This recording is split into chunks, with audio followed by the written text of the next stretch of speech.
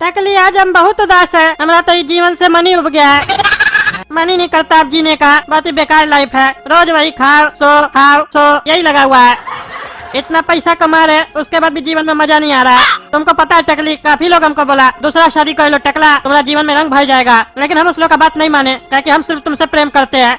और दूसरा का बात तो मानना भी नहीं चाहिए। आजकल का दुनिया का लोग सभी बढ़िया नहीं है, खाली उल्टा सीधा राय देता है। बढ़िया राय कोई नहीं देगा, सब खाली अपने फायदे के बारे में सोचता है। सब मतलबी होता है। इस मतलबी दुनिया में रह रहे कि हम तंग हो गए हैं।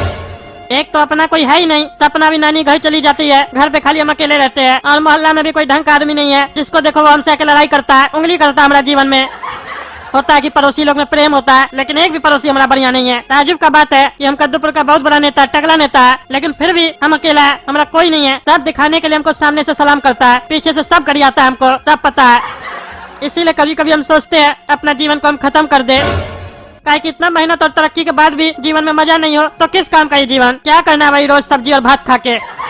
लेकिन तुमको पता है हम जिंदा क्यों हैं? सिर्फ और सिर्फ सपना के लिए, क्योंकि हमको पता है अगर हम नहीं रहेंगे ना तो काला कल उठा हमारा बचिया से शादी कर लेगा और हमारा सारा पैसा हड़प लेगा। और हम नहीं चाहते कि हमारा बचिया का शादी काला कल उठा से हो, क्योंकि वो एक नंबर का हमारा लड़का है।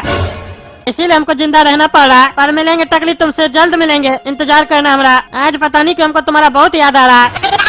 5 दिन बाद तुम्हारा बरसी भी है ना, मन करा तुम्हारे लिए गाना गाए। चलो तुमको हम एक गाना सुनाते हैं, काहे कि ऊपर में तो इंटरनेट नहीं चलता होगा जो तुम गाना सुन पाओ। हमसे ही सुन लो।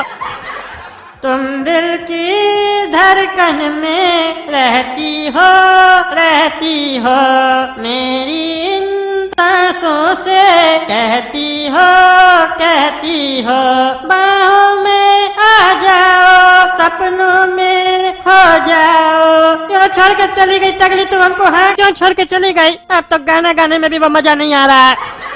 नहीं तो तुमको पता है ये वाला गाना हम कितना बढ़िया गाते थे एक टाइम में। आज मेरा सुर देखो तुम्हारे बिना टकला कुछ नहीं है। पसंद नहीं आ रहा हमको ये जिंदगी, इसीलिए आज हम जा रहे हैं कद्दूपुर से बहुत दूर जा रहे हैं एक अकेला जिंदगी जीने।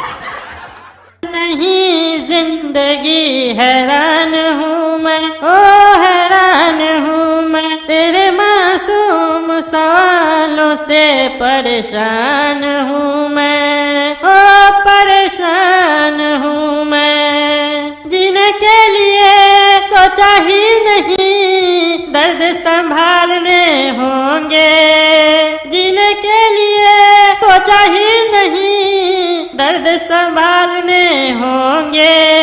मुस्कुराए तो मुस्कुराने के कर्ज उतारने होंगे।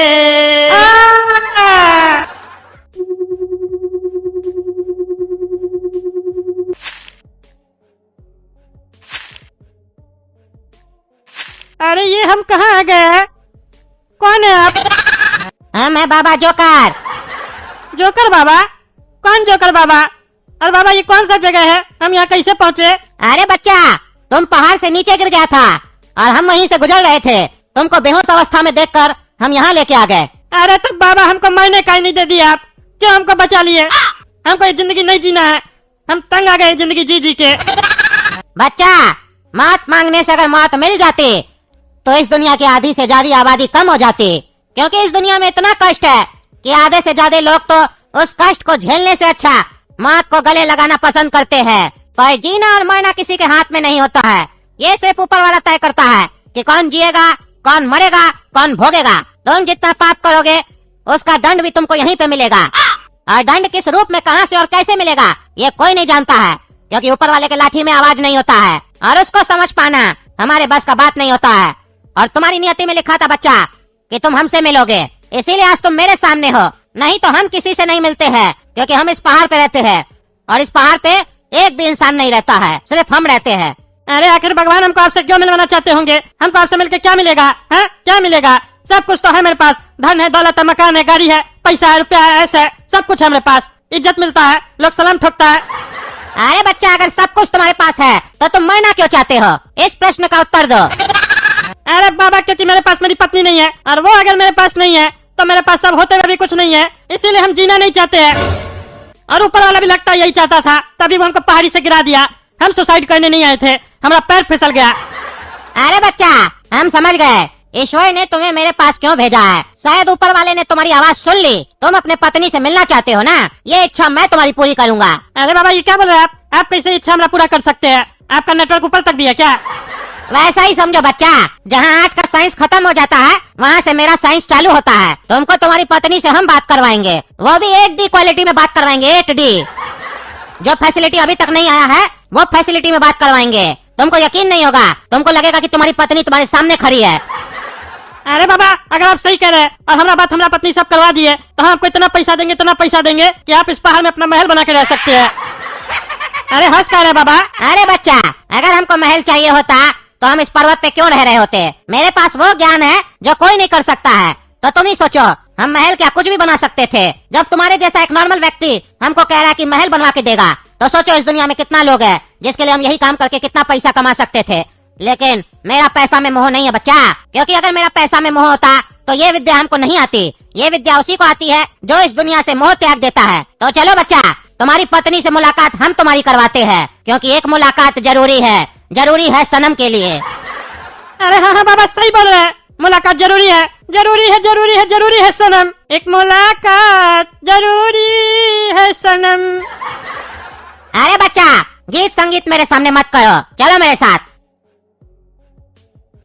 अरे बच्चा, जब कहेंगे आंख बंद करने के लिए तो आंख बंद कर लेना।